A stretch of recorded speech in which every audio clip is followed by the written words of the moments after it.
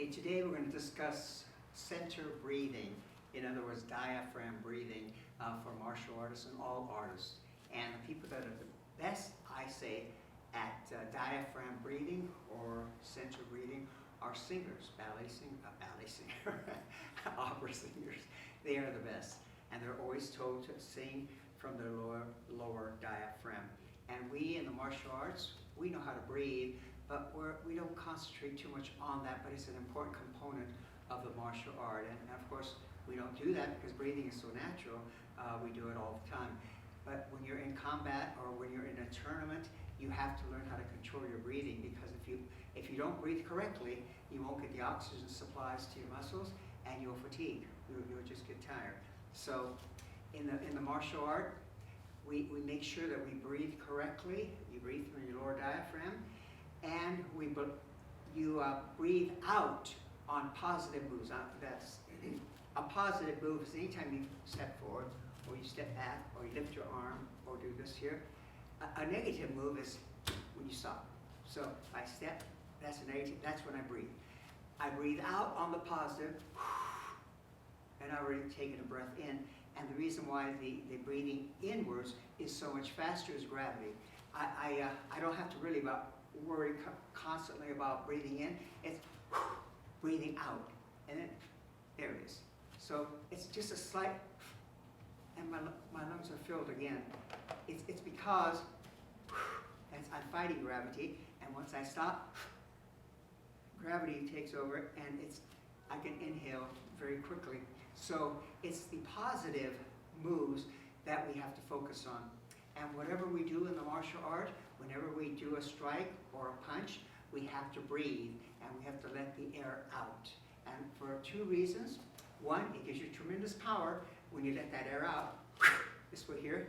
And the other is it protects you. It protects you.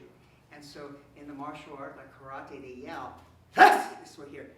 You have to let the air out when you yell. You can't be breathing in. So it's a way of testing the students to see if they're breathing correctly. Now, if you don't breathe correctly, and we're in the, let's say, boxing, you're boxing, usually you'll get hit to the body. You get hit very hard in the body. And when you have to be letting the air out. You can't be breathing in this way here when you're taking hard body shots, because the thing is, and it's been reported, a lot of the boxing trainers, after a big fight, their fighter put up a good fight, but he lost. And there's no marks on him, no scars. So the trainer takes him back to the hotel and says goodnight. The next morning he goes to pick him up, and he's dead. And they say, well, why did he die? He doesn't have a scar or mark on him. It's because he bled internally, that he was hit and he didn't breathe correctly. So the power of air, and air is very powerful. We know that from tornadoes and hurricanes. Air is destructive, and you're full of air. Your body is full of air. And so if you don't let it out, the moment of being kicked or hit, then that air has to go someplace, and it'll race against your internal organs, your spleen, your liver, your kidney.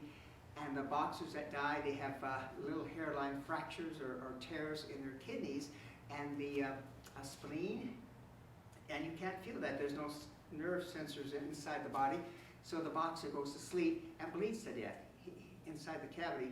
So quite a few boxers die that way from internal bleeding, and because you can't see it. But that happens because he didn't let the air out at the right time. He was probably punching and breathing in, and he got hit in the process there. So it protects the body if you know how to breathe correctly, and that's why we always tell the students to focus on correct breathing. And if you do that, it'll help you, because correct breathing gives you energy. It gives you energy. And if you're going to go in a boxing match, 12 rounds, you have to have energy. And the boxers that do have the energy have the best form of breathing. Like Manny Pacquiao can go 12, 14, 15 rounds, and he doesn't look tired. He doesn't look tired at all. It's because he's developed a way of breathing. And marathon runners are the same way. The Kenyans, they can go 26 plus miles, and when they cross the finish line, they're barely breathing. It's because they developed a way of correctly doing the diaphragm breathing. They're not panting up and down up here. So breathing is an important element of the martial art. And if you learn how to breathe correctly, you'll have endurance, you'll have energy, and you'll probably be able to accomplish everything you want to in terms of that set techniques that you're working on, and be very, very strong in the martial arts. So breathing, which is diaphragm breathing, center breathing, is critical to the martial art.